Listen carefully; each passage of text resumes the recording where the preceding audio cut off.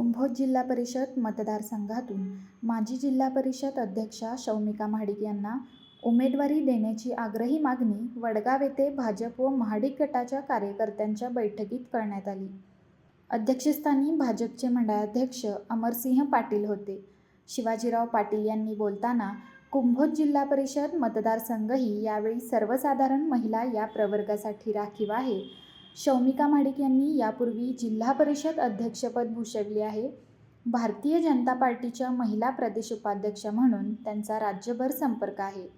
त्यांना उमेदवारी दिल्यास त्यांची जिल्हा परिषद अध्यक्षपदी निवड होऊ शकते असे सांगितले.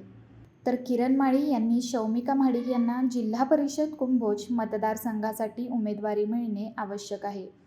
त्यांना उमेदवारी दिल्यास भाजप व महाडिक गटाचे सर्व कार्यकर्ते एकदिलाने प्रचार करून त्यांना निश्चितपणे मोठ्या मताधिक्याने निवडून देतील असे सांगितले.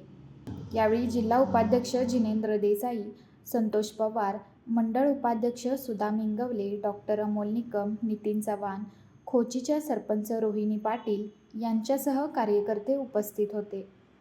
लाईव्ह मराठीसाठी टोपहून मिलिंद कुशिरे.